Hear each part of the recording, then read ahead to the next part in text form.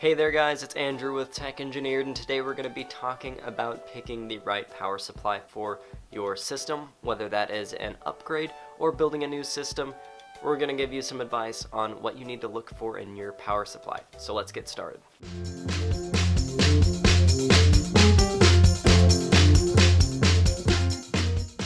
The first piece of advice that I'm going to give you is to pick the power supply last if it's a new build, because you want to be able to calculate everything and your power consumption all at the same time and get the right power supply for that. So that leads into the second piece of advice that I have, which is to get a power supply that meets the power consumption requirements of your system.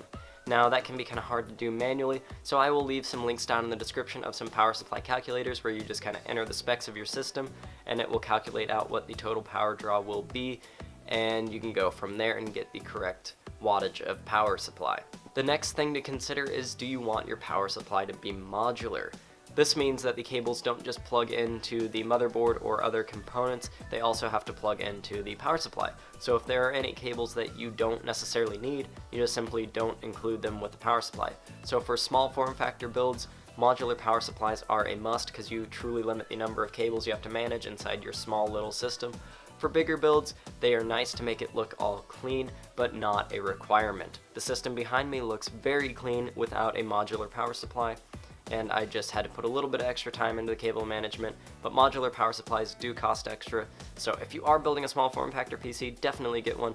If you're building a bigger PC and you can fit it into your budget, definitely get one. Or if you need to save a little bit of money, go ahead and get a standard power supply that does not have modular cables. The fourth thing to look for is to make sure that it is at least 80 plus bronze rated. This is because any power supply that has a good internal construction should be able to achieve 80 plus bronze rated performance.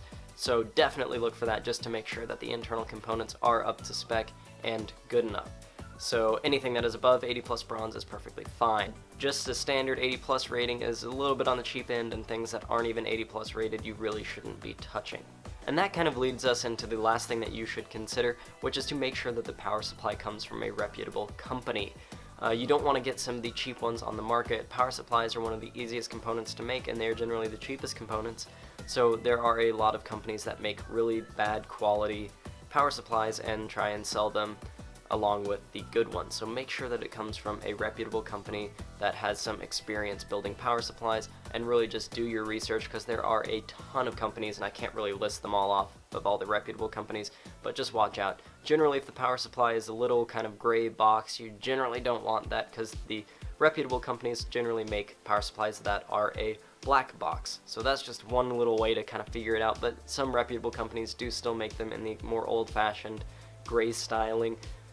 But just check it out, do your research, and be safe, because the power supply is one of the most important parts of your system, because it is what fuels your system. So make the right decision and do your research. I hope that this video helped you guys, and I also hope that you enjoyed it. If you did, go ahead and leave a like on it. If you enjoyed this channel, go ahead and subscribe.